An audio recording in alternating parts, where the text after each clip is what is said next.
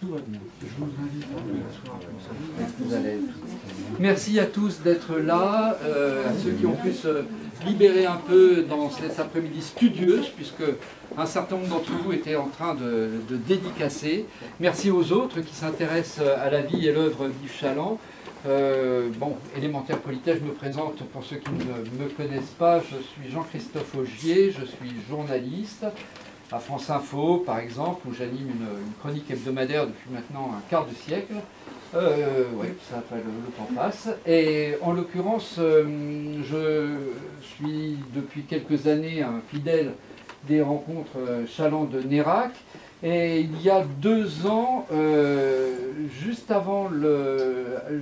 après d'ailleurs les rencontres de Nérac il y a 2 ans, et j'avais repris dans ma bibliothèque quelques œuvres de Chaland. J'avais profité un peu d'un creux relatif, tout relatif dans la production bande dessinée.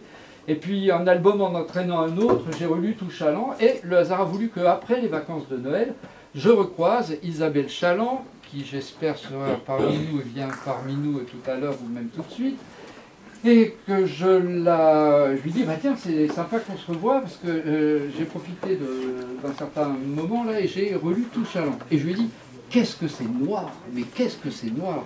Finalement beaucoup plus noir que le sentiment que j'en avais eu lorsque j'avais lu les albums, découvert les albums de Chaland et les histoires et Métal Hurlant, à l'époque où ça s'était publié, puisque, je vais dire le hasard, il n'y a pas de hasard, il y a des générations, je suis né en 1957, comme Yves Chaland, comme un certain nombre peut-être d'entre vous, comme Isabelle Beaumenet-Joannet, et j'ai donc découvert ce travail au moment où il se faisait. Mais je n'étais pas parisien, je ne savais pas tout ça.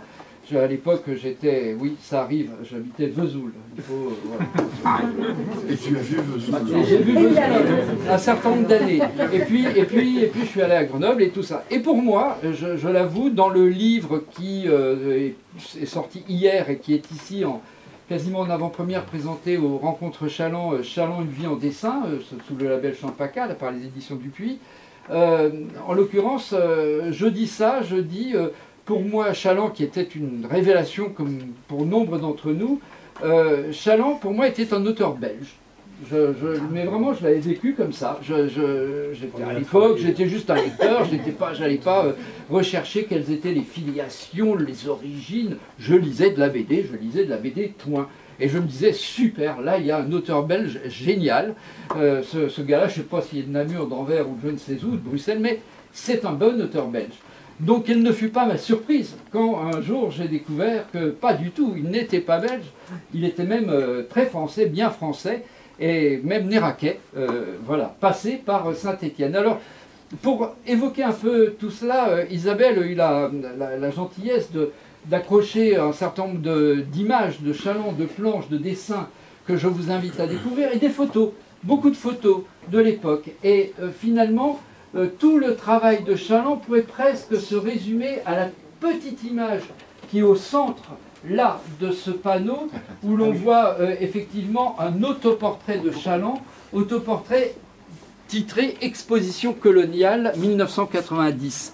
Et dans ce petit dessin où l'on voit Chaland qui se dessine, alors je ne l'ai pas connu, mais quand on voit les photos, et peut-être que ceux qui l'ont connu peuvent en témoigner, même la posture me semble chalandesque dans la manière, la tenue du corps, la manière d'être, mais on voit aussi un certain nombre de repères que les amis de l'association des amis de Chaland, hier, je les voyais qui disaient, oh regarde là, on voit tel élément qui est dans tel album, ici il y a le char, évidemment de vacances à Budapest, l'atomium, et moi je vois surtout les 3 livres, moi, sur moi, ça. C'est-à-dire presque tout ce qui résume le travail.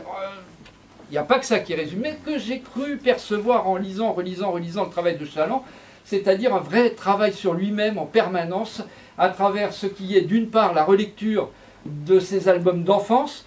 Je vous conseille d'aller retrouver sur internet, il y a un extrait en accès libre où on le revoit avec les 2 gaillards qui doivent être par là, qui sont Manœuvre et Dionnet, qui le reçoivent dans une émission de télévision, ça devait être l'impeccable à l'époque, et pour lui dire, mais enfin, qu'est-ce que c'est que cette manière d'aller collectionner toutes les bandes dessinées de l'âge d'or, et puis de dessiner à la manière d'eux, mais enfin, pourquoi faire ça? Et puis à la manœuvre, le gars, une manœuvre, il est là, toujours exubérant, Dionnet un peu agressif, et on a le grand Chaland au milieu qui fait, de manière avec une voix toute douce, beaucoup plus douce que la mienne, peut-être faudrait-il parler de mon enfance. Et le contraste de cette petite minute de vidéo, et que tu avais, je ne sais pas si Avril Tambouret, mesdames et messieurs, dont vous avez peut-être vu le film L'énigme Chaland qui a été présenté ici en avant-première d'ailleurs à l'époque, et qui nous a tous émus, parce que Avril, lui, était parti à la recherche du trait, comme s'il avait zoomé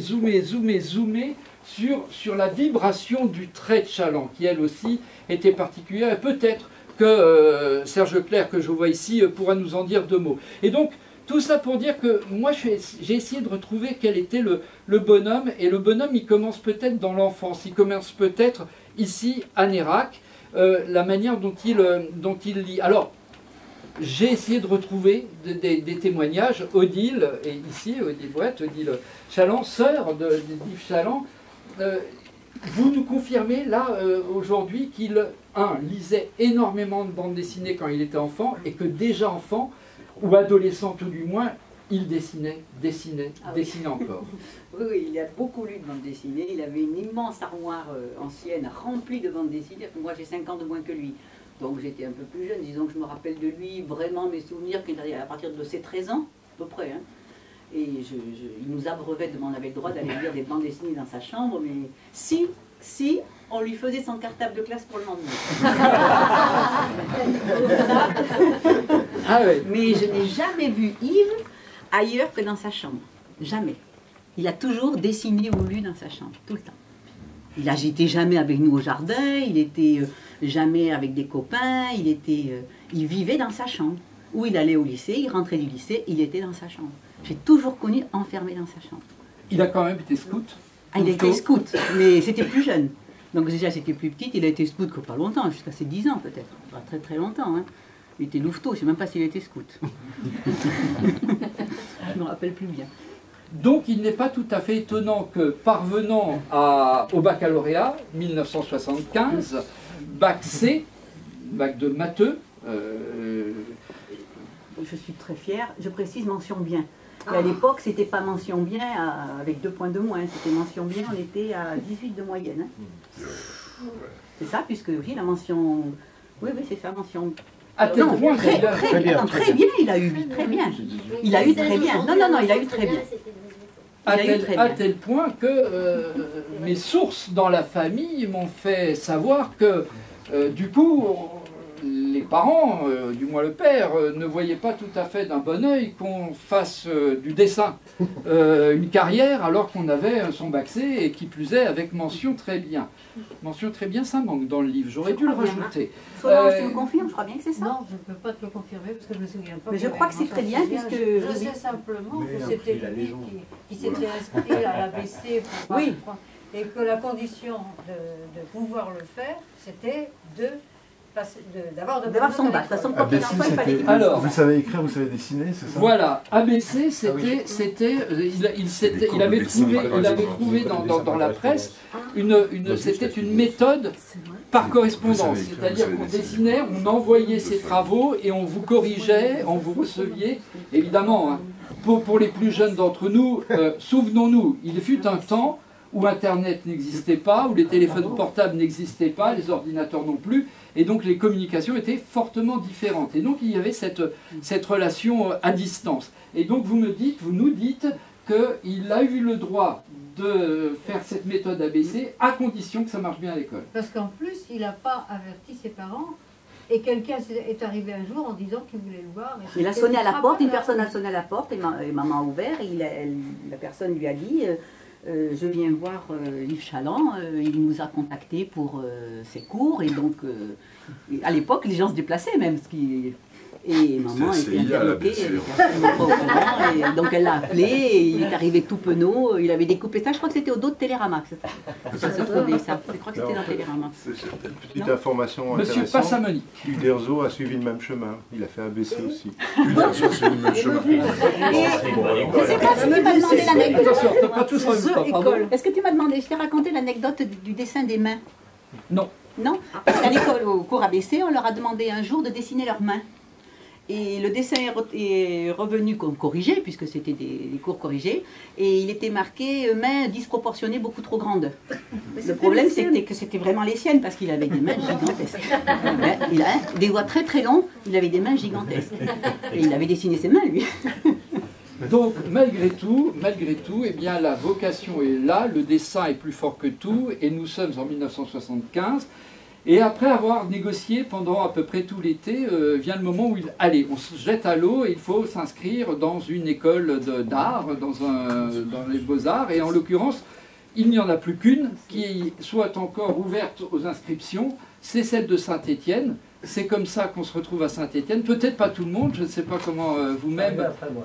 Comment? Je suis arrivé après. Vous êtes arrivé après, mais vous l'avez connu. Ah oui, oui, c'est-à-dire qu'en fait... Jacques Terpan, auteur. Ils sont à Saint-Étienne. On a deux parcours qui se ressemblent, qui sont très drôles. Donc même génération, bac en 75, moi sans mention. Moi je passe un autre concours plus proche de chez moi, qui sont les Arts Déco de Grenoble. Métal a commencé à exister, Métal est né en 75 ici, donc je lis cette revue, et lorsque je suis en deuxième année, dans les colonnes de Métal, il y a un petit encart avec une image minuscule, l'unité de valeur, fait par les Beaux-Arts de Saint-Étienne, la meilleure couverture de l'année, c'est un dessin d'Yves. Et moi je suis dans une école très classique, très bonne d'ailleurs, par rapport à celle de Saint-Étienne où je vais atterrir, et où on fait beaucoup de formations classiques. Je suis passé, il faut le dire, par une excellente école qui est ABC. Et donc je me dis, ben, c'est là qu'il faut aller. Je vais passer le concours. Mais il y a eu un petit truc qu'on a découvert avant, c'est que moi je descends du haut de la Drôme, du plateau du Vercors. Je ne me suis jamais confronté à qui que ce soit en dessin. Comme Yves, moins fermé peut-être, mais je suis à la campagne, on n'a pas de maître étalon. La classe est de 70 personnes à peu près, donc le premier jour on me pose un énorme tas de cartons en disant une représentation graphique classique. Je commence à dessiner, je bosse 1 heure, puis après je me lève timidement, je fais le tour de la salle pour voir ce que font les autres, et quand je fais le tour de la salle, je me rassois assez content, et je me dis que ce métier va être facile. Et Luc Cornillon est aux Beaux-Arts de Saint-Étienne, il est rentré, et lui aussi ils font un truc, et il se dit, faut que je regarde ce que font les autres, il fait comme moi, il se penche et dit « Oh merde, ils sont super forts !» Il est à côté de Chalon. Et voilà. Effectivement, l'anecdote est dans le livre, parce que Cornillon me dit « J'ai voulu faire le tour, le premier que j'ai regardé, c'est Chalon, et je savais que nous avions trouvé notre maître. » Voilà, il était plus fort que les autres, parce qu'il avait commencé beaucoup plus tôt, que évidemment, il faut du talent, mais le travail fait beaucoup de choses également, n'est-ce pas? Alors ensuite, peut-être passons-nous assez vite sur ces années de Saint-Étienne, l'unité de valeur, si ce n'est que l'unité de valeur, qui était un travail finalement de l'école, c'était une manière de... D'abord, pour ceux qui n'ont pas connu, les unités de valeur, c'était la manière de contingenter la méthode de travail. Voilà, oui, c'était des notations. C'était la notation par secteur dans les UV avant le soleil. Voilà, on disait ça. L'unité de valeur, les 2 numéros qu'il y a eu, c'est un fanzine, parce que le fanzinable d'époque, je me souviens de démarrer dans Nyarlathotep, où il y en a d'autres. Et effectivement, c'est assez florissant, il y en a partout, chaque ville a son fanzine presque, donc faire l'unité de valeur aux Beaux-Arts, comme pour des élèves qui aiment la BD, c'est le truc à faire au moment, quoi, à ce moment-là. Voilà. Donc, et le leur va percuter, puisqu'il l'envoie à Métal. Métal le remarque et Métal appelle. Voilà, Cornillon me dit, on était d'accord, mais c'est moi qui envoie à Métal Hurlant, à Dieunay, qu'on ne connaissait pas, hein, ils ont repéré, parce que Métal Hurlant, il y avait deux vrais grands magazines à l'époque de bande dessinée Il y avait d'un côté Métal Hurlant, que lisait Yves Chaland et ses amis, de l'autre côté À Suivre, qu'Isabelle Chaland préférait d'ailleurs, m'a-t-elle dit. J'avoue que j'étais d'abord À Suivre, mais aussi Métal, un peu boulimique de tout ce qui se faisait. Et en l'occurrence, ils envoient à Dionnet, lequel, dans tout ce qu'il devait recevoir, repère là quelque chose. Et il leur demande de monter à Paris. Ils montent à Paris, sûr de conquérir la capitale, mais là, Cornillon me dit, le problème c'est qu'on est arrivé à Paris et personne ne nous attendait, même pas à Métal Hurlant. Donc ils sont restés comme 48 heures et effectivement, ils ont été reçus. Ils ont été reçus et leur talent a été repéré. C'est pas le seul talent qui fut repéré par Dionnet, absolument. Je vois que monsieur Charles Berberian me fait « Hey, Serge Clair, là, est juste là à côté, nous y venons, nous y venons ». Et en l'occurrence, il est repéré, ils sont repérés, et Yves Chaland ne finira même pas. C'est-à-dire qu'Yves Chaland, sûr de son talent, de son envie de conquérir, et surtout, après avoir été si passionné par la lecture de Spirou, qui était une sorte de... La rédaction de Spirou, Spirou a toujours été habile à faire vivre le journal à l'intérieur du journal, à montrer qu'il y avait une rédaction, enfin, fantasmée, évidemment, mais elle existait là. Et lui s'est dit, il faut que je rentre dans un journal pour vivre ce fantasme-là. Donc il arrive, j'allais dire presque avant les autres, dans ce journal. Il est rejoint assez vite par un certain nombre de gens, dont Serge Clair. T'étais avant. Mais oui, parce qu'il n'a même pas passé le bac, Serge Clair. Sans mention. Il s'est passé de moi. Un peu beaucoup d'ironie, donc c'était compliqué de savoir si ce qu'il racontait était juste ou ou s'il se moquait, ou s'il... Jamais su. On a parlé de Pétain à un moment, je sais toujours pas ce qui... Ça m'a énervé, je suis grimpé au rideau en disant Pétain, mais arrête. On peut peut-être demander à sa sœur ce qu'il pensait de Pétain. Bah ouais. Peut-être pas de Pétain, mais... Qu'est-ce qu'il pensait de Pétain? Peut-être pas de Pétain, mais si cette manière de gérer les relations sociales était celle-là déjà à l'enfance, à l'adolescence, c'est-à-dire s'il y avait déjà cette ironie, cette distance par rapport aux autres. Oui, il tournait tout en dérision, on ne savait jamais si c'était du lard ou du cochon, et on a l'impression qu'en fait, c'est vrai. Il était capable de soutenir des thèses auxquelles il ne croyait pas et qui nous mettaient hors de nous parce que c'était pas politiquement correct, mais c'était volontaire sa part, c'était provocateur. Mais comme vous disiez, toujours très calme, c'était toujours, il n'y avait jamais de... Il ne défendait pas ardemment, il parlait toujours très calme. Dans le frontal, Cornillon a une bonne formule, il dit souvent... Chaland était certainement la personne qui s'intéressait le moins au sort de l'humanité que je connaisse. Il était quand même très... L'anecdote de la chambre est très vraie. Il était complètement fermé sur un monde. Et c'est très juste ce que vous disiez sur le Belge de l'enfance, quoi.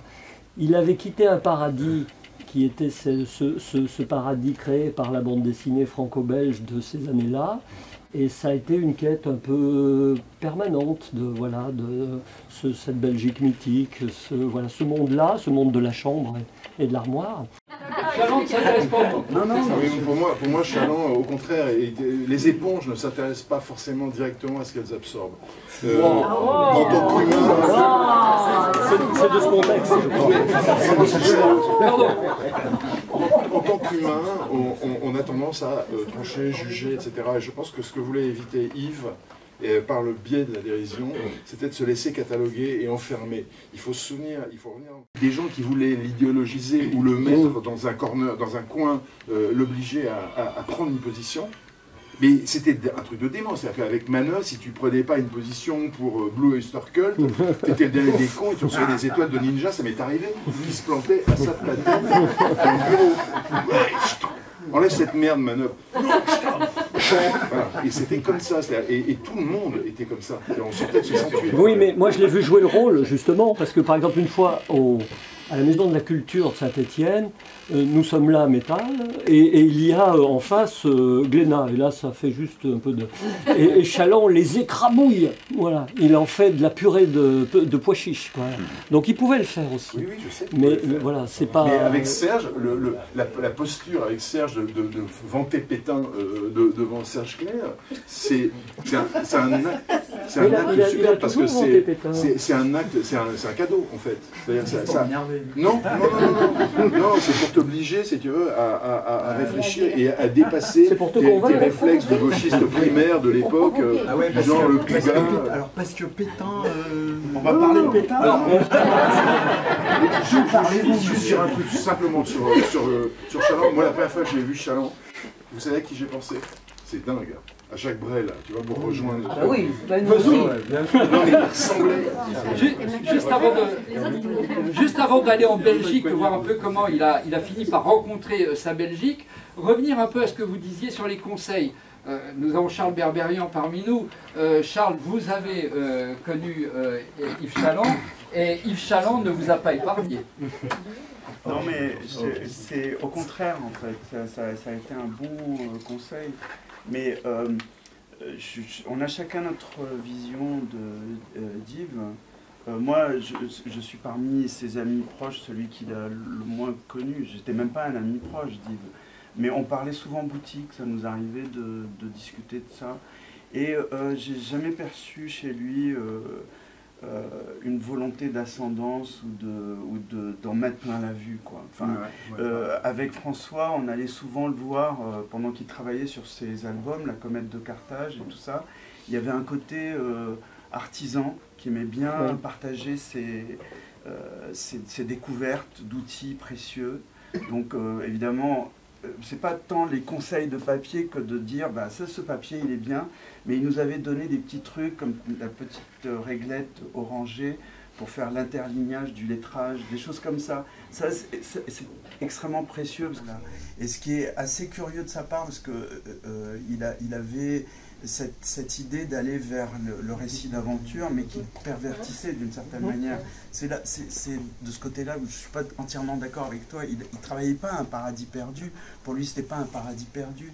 Il réglait ce compte avec cette bande dessinée franco-belge en mettant en relief les défauts. En fait, il a fait à cette bande dessinée le même truc qu'il m'a fait. C'est-à-dire qu'il nous met face à notre réalité ou alors à ce qu'on peut représenter, et il est sans pitié, mais comme il est sans pitié avec lui-même. C'est pas un type qui est dit mais regardez, moi je suis un génie ou vous êtes des merdes. J'en connais un qui pas. J'ai jamais senti ça avec Yves, jamais.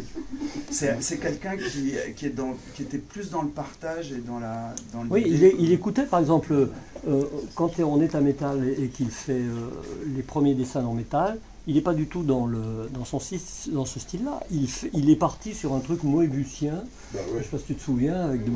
Et au moment où Dionnet leur dit qu'il faut faire l'album, c'est Cornillon qui lui dit non mais toi c'est ça, là, c'est pas... Et il va... Alors ça évoque chez lui quelque chose qui est son truc le plus intime, donc il part dans son style, dans le belge pur, dans cette parodie, mais c'est Luc qui lui dit... c'est lui l'âme donne. Bien sûr, le type qui dirige tout. mais c'est ça, et il va suivre, et d'ailleurs, on l'oublie souvent, Cornillon est très présent dans ce premier bouquin, beaucoup plus, c'est lui qui fait la couverture par exemple, hein, beaucoup plus qu'on ne... Bon, là, Cornillon n'est pas fait, il n'est pas là, il a fait une carrière énorme après, il est passé à la trappe, et Captivance est versé sur le compte de Chaland essentiellement, mais vraisemblablement qu'un des plus présents là-dedans c'est Luc, et c'est lui qui l'emmène définitivement vers ce qui sera le Chaland d'après. Et pour rester encore une minute sur cet aspect générationnel, un maître et non pas des élèves mais des amis ou des complices qu'il va aider à s'élever, peut-être. François Avril, vous m'avez dit que c'est ce qui était intéressant, c'est que finalement la différence d'âge n'était pas énorme entre vous et lui. En revanche, il avait pris tellement d'avance, disiez-vous, qu'on avait l'impression qu'il y avait une génération. Exactement, une génération, parce que moi, quand je suis sorti de l'école, j'ai commencé à dessiner je sais pas, 25, 26 ans, mais lui, il avait commencé voilà, à 15, 17, j'en sais rien, vraiment, très sérieusement. Donc plus les 57 moins 61, et bien tout ça rajouté, ça faisait une génération. Et je suis celui qui a peut-être fait le lien avec la génération de Charles. Mais il y avait quand même, pour moi, quand j'étais à l'école, je voyais les dessins de Chaland, il existait déjà beaucoup, quoi. Donc moi, quand j'ai côtoyé, ça a été mon professeur. Moi, j'étais très privilégié, parce que j'allais voir presque tous les jours. Donc très rapidement, il m'a dit, donc effectivement, comme dit Charles, on n'utilise pas ce pinceau-là, tu vas prendre ça, c'est pas ça, c'est pas ça, c'est pas ça, on va tout revoir. Et j'ai appris, mais à la vitesse du son avec lui, quoi. Mais vraiment. Mais j'allais le voir presque tous les jours. Il était un peu lèche-cul.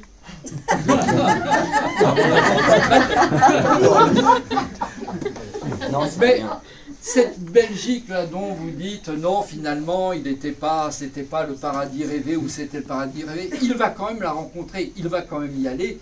Et vous allez, Isabelle, et là, Isabelle, j'arrive pas à voir si elle est par là, Isabelle. Isabelle, si tu veux. Monsieur est facétieux. Il garde sa voix pour... Donc, Isabelle et Yves traversent la frontière, arrivent à Bruxelles, la ville rêvée, et l'une des grandes rencontres sera effectivement d'aller... dans ce que j'ai appelé l'antre des frères Passamonique, la librairie Chibule, et là il y a une rencontre qui va se faire entre ceux qui sont un peu les gardiens du temple, puisque vous étiez déjà, vous, très intéressés par ce qu'était la bande dessinée belge d'avant, pas celle qui était en train de se faire forcément, mais d'avant, mais vous aviez aussi un œil sur ce que se faisait en France à l'époque, et notamment sur Métal Hurlant. Et vous avez trois gaillards qui viennent, qui débarquent, qui vous achètent des livres, vous ne savez pas qui sont, mais au moment où ils signent l'échec, vous découvrez Jean-François Billard, vous découvrez Yves Chaland, et vous découvrez, alors le troisième... Serge. T'es sûr? Non, je ne crois pas que ce soit Serge. J'ai vérifié, c'est je crois pas que c'était... Et Cornillon. Serge est venu plusieurs fois. Juste avant de laisser la parole à Didier Passamonique, je me suis posé des questions sur cette histoire de chèque, sur cette histoire. Parce que nous étions quand même une époque, souvenons-nous, où l'Europe n'était pas encore faite. Et comment pouvait-on faire des chèques en francs? Comment pouvait-on faire des chèques en francs? Et là j'ai une explication. Il avait un compte en Suisse. Non. Professeur, il ne faut pas faire ça, là tu le mets dans la merde. Non. Effectivement, ils avaient des combines. Et les combines ont été encore plus loin, puisqu'ils ont fini par échanger des livres contre des dessins. Mais il y avait aussi, on était en permanence en relation avec nos collègues parisiens, et en fait on échangeait les chèques contre de l'argent avec eux. Ou du beurre. Mais c'est vrai qu'une grosse partie des avances payées à Serge ou à Yves, c'était des vieux Spirou et des vieux Tintin. Tu te souviens pas de cette lettre que tu nous as envoyée? Non, c'est Chaland qui avait envoyé une lettre. C'est Chaland qui nous engueule parce qu'il savait compter, lui. Parce qu'on avait fait payer trop cher Serge, on s'était trompé dans l'addition. Dans son addition à lui, j'ai lu la lettre, c'était son... Non, c'était toi qui le défendais. C'est à cause de moi qui était intervenu. Ah oui, c'est ça, oui. Il était accusé d'avoir embrouillé ce sacré Serge Clair, cette année Serge Clair qui est venu embrouiller la conversation. Tu t'es planté dans tes comptes et c'est Serge Clair le fautif. Mais la lettre, ça 40 ans plus tard. La lettre commençait par cher Rascal Passamonique. Les lettres sont magnifiques. Et bref, allons un peu vite. Est-ce qu'il a trouvé la Belgique qu'il attendait? Alors, moi je rejoins ce que disait Terpan. La Belgique qui l'attend, elle est déjà morte en fait. La Belgique dans laquelle qu'il a idéalisée, c'est une Belgique coloniale, une Belgique unie où il n'y avait pas des Flamands, des Wallons. C'était une Belgique idéale. Joyeuse. Celle de 58. En 1950, la Belgique est la troisième puissance économique du monde grâce à son business néocolonial avec le Congo. Et tout ça est en train de se déliter à toute vitesse. Et parallèlement, les auteurs de Spirou se délitent à toute vitesse aussi, face au coup de boutoir de la bande dessinée adulte. Et les gens qui ont un peu de talent dans Spirou commencent à regarder vers Métal Hurlant et vers À Suivre en disant je vais peut-être arrêter de faire des trucs pour les gamins et je vais plutôt aller vers la BD adulte. Et c'est le cas de tout le monde. Enfin, je veux dire, François Bourgeon ou Juillard sont d'abord dans des journaux pour la jeunesse. Ils vont, tous les talents... De chez Bayard et Fleurus, par exemple. Voilà, tous les talents vont fuir Franquin avec ses idées noires. Tous les talents vont fuir en fait les journaux pour la jeunesse pour aller vers cette bande dessinée pour adultes. Sculpten, À l'époque, dans l'atelier de bande dessinée du 9e rêve, ils regardent tous Métal. Et ils se sont tous fait jeter de Spirou. Quand François Sculpten est allé pour la première fois, on lui a dit « Fais d'abord un Oncle Paul ». Et il reçoit un horrible scénario de l'Oncle Paul. On lui dit « Tu as un peu changé, tu as enlevé du texte ». Et donc, direction Métal, Paris. C'était évident. Je voudrais revenir un peu sur ta chronologie. Il ne faut pas oublier que Métal, c'est 75. C'est la même année où Pratt publie Balade sur la mer salée. Il y a une révolution là. Et À Suivre, c'est 78. Ils sont déjà après coup. En fait, À Suivre, c'est les Belges qui essayent de se raccrocher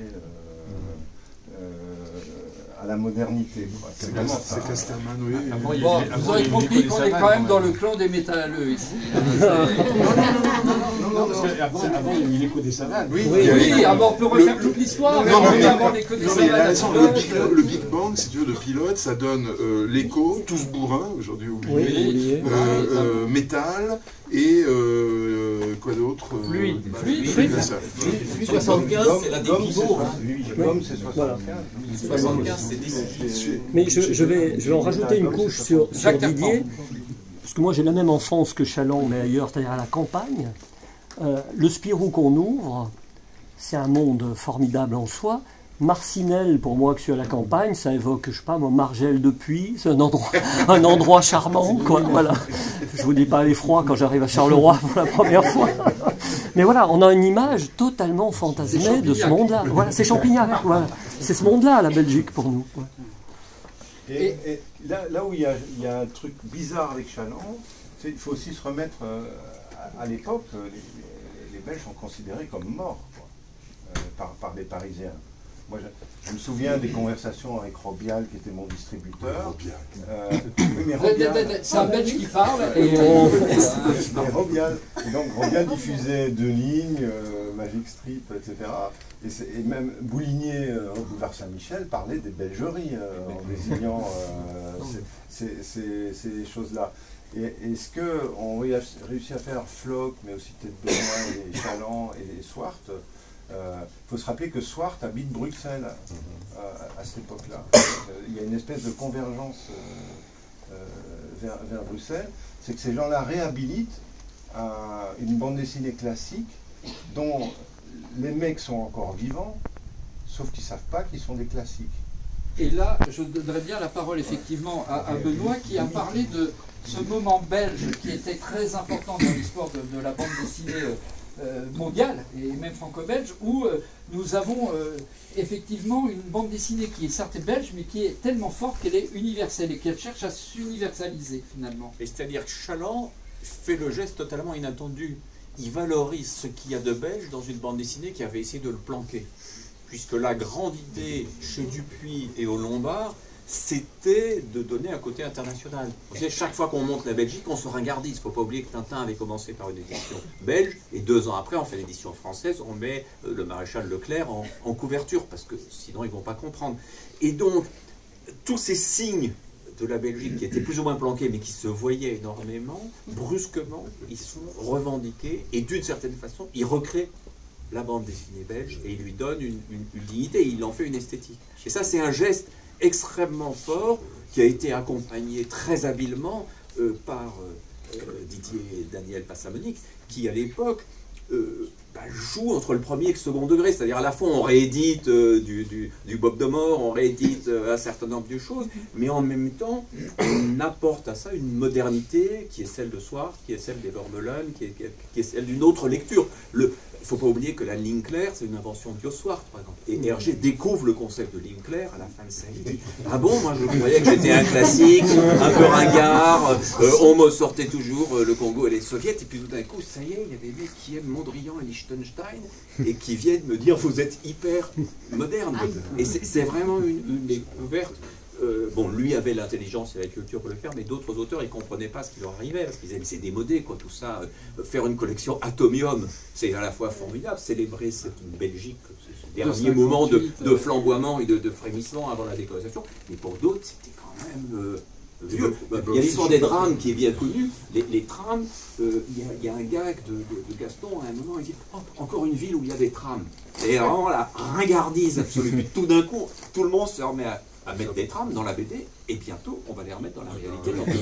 C'est amusant comme signe, parce que par exemple, le tram est là, puis le tram est ridicule, le tram revient esthétiquement, et qui sait si ça n'a pas contribué finalement à les faire revenir dans nos villes comme un moyen de transport tout à fait efficace. Mais c'était longtemps le truc. La moitié de la salle, la moitié de la salle étant constituée de dessinateurs. Ils ont vu les trams qu'il y a évidemment sur les pages. Nous parlions des tramways. Avec des rails. Drôle de tram. Il n'y a pas de tram chez Hergé, monsieur.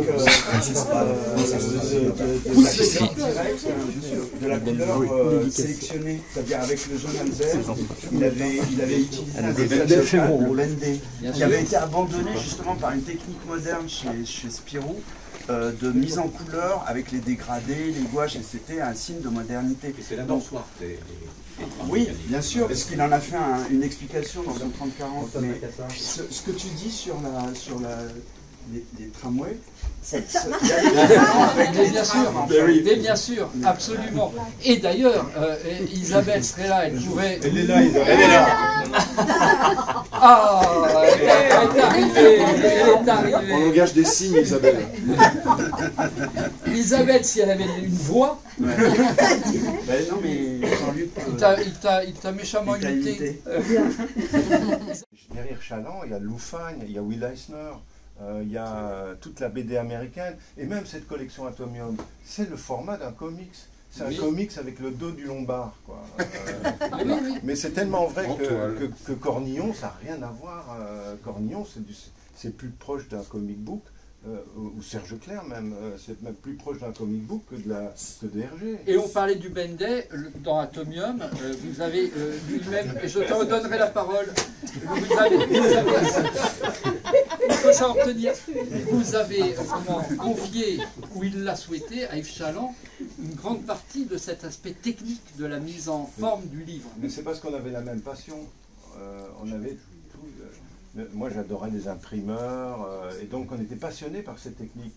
Et c'est vrai, les chromistes de chez Dupuis qui faisaient... on a oublié ça, mais le premier scanner qui entre chez Dupuis, c'est en 1968. Il fait 20 mètres cubes pour un A3. Quelques années plus tard, ils peuvent le jeter au rebut parce que les premiers scanners domestiques arrivent. Enfin, d'abord les premiers scanners rotatifs. Et donc, nous, on était complètement confrontés à ça. Quand on republie Franquin, dans Spirou, dans Tintin, c'était imprimé en hélio.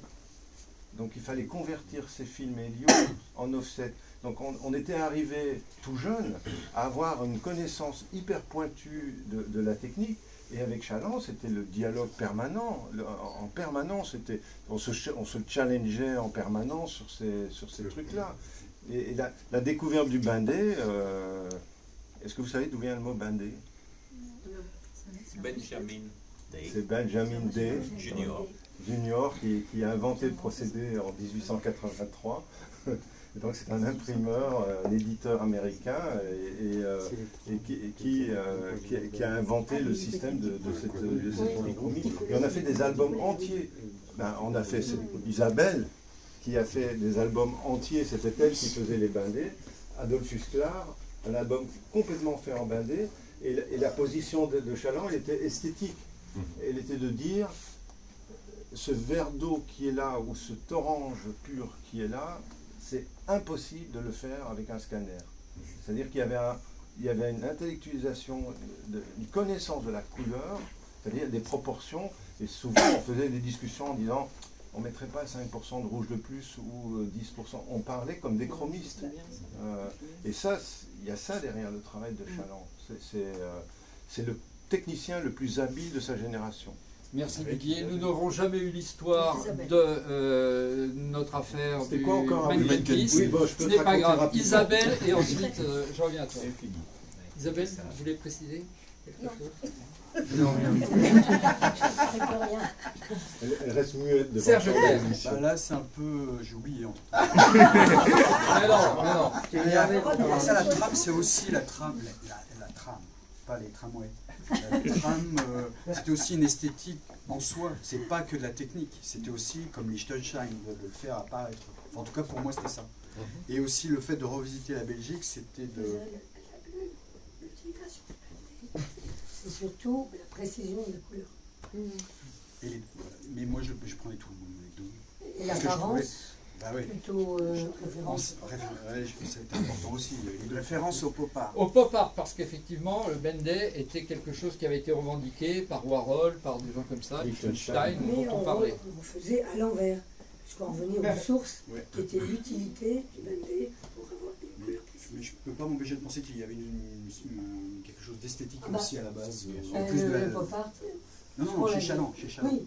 Non, mais pour quelqu'un comme toi, Serge, qui était un créateur intuitif, je me souviens que chaque fois que je parlais de toi à Chaland, je disais Serge Clair, c'est un génie. Ça l'énervait. Entièrement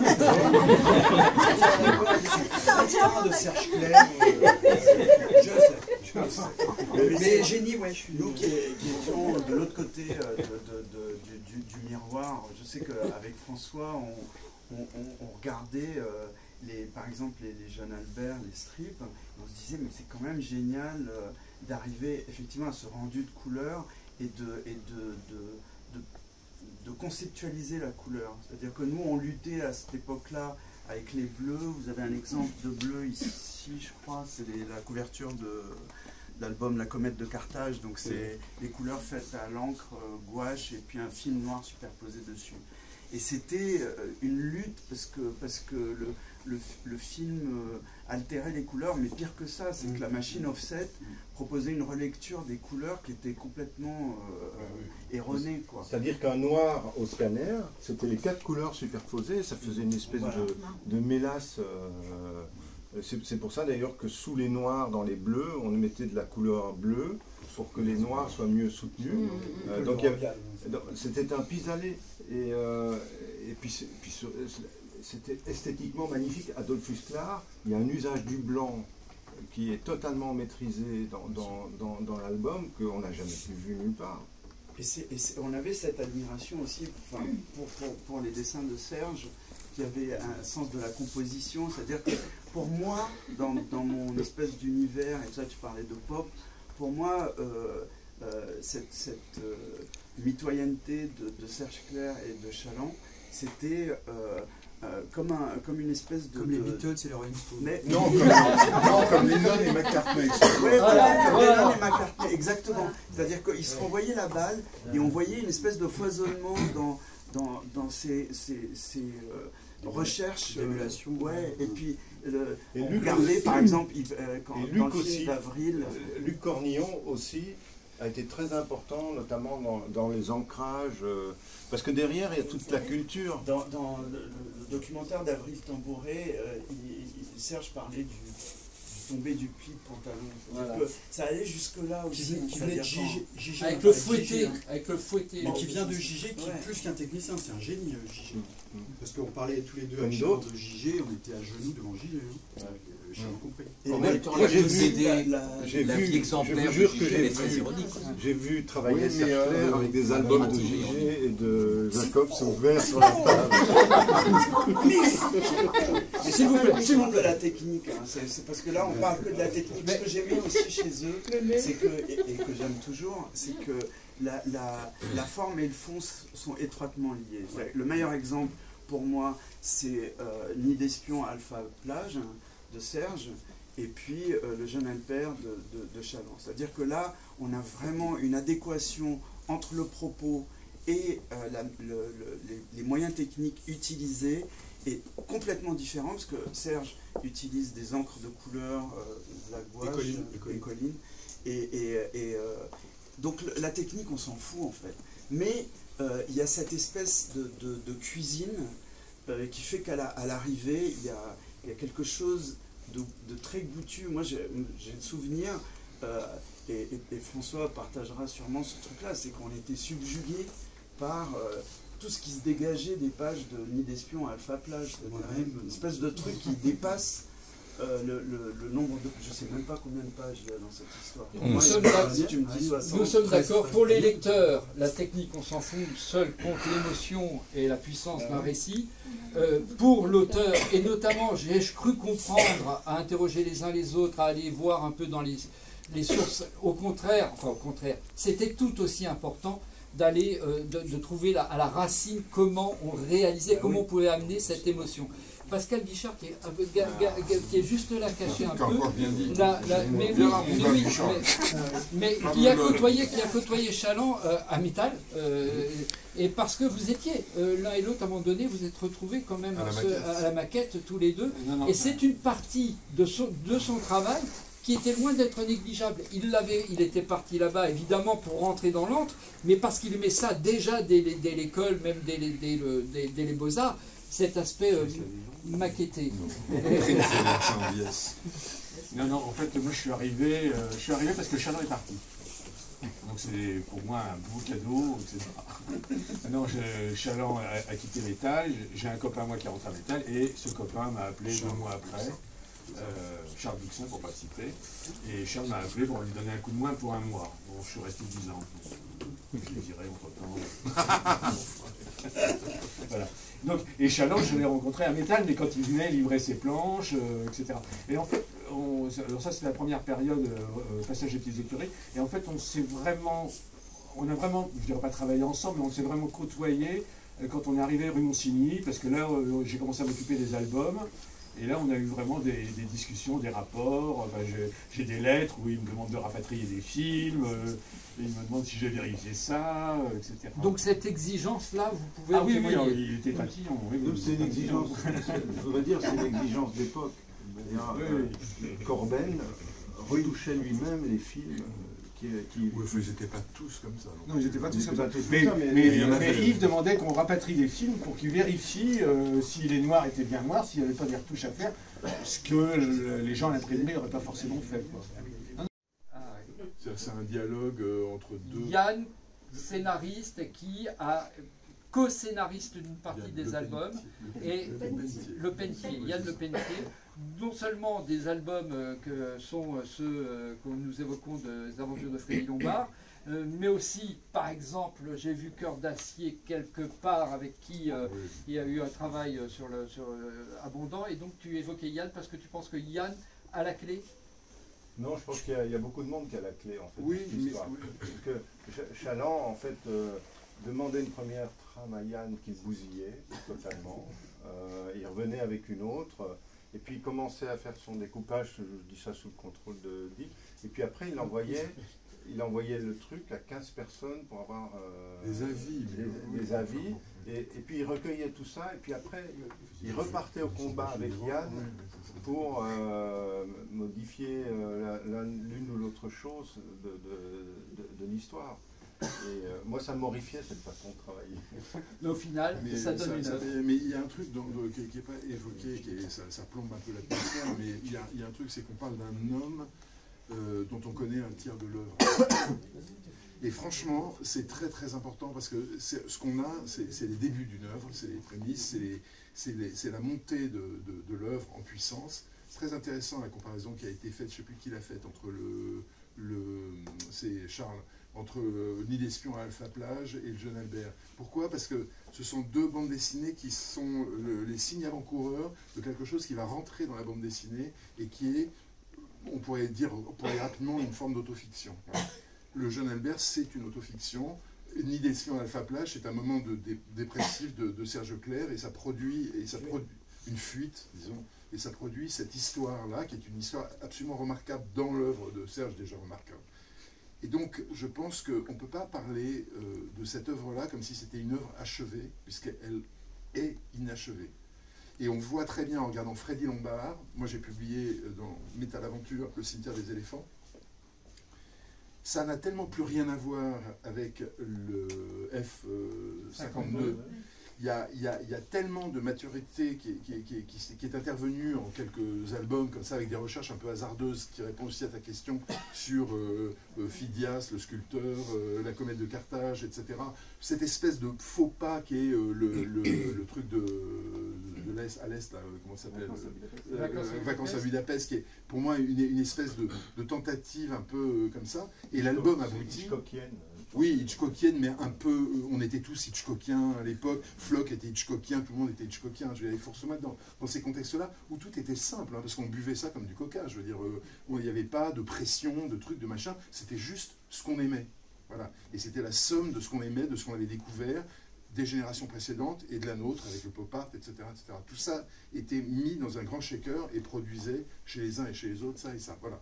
Et donc, le seul album pour moi qui représente l'objectif que visait Yves, à mon avis, et une étape dans cet objectif, mais qui fait tout avancer, c'est F52, qui est un album extraordinaire, parce que c'est un album d'abord prophétique, malheureusement, et en même temps un album d'une densité humaine incroyable. Voilà.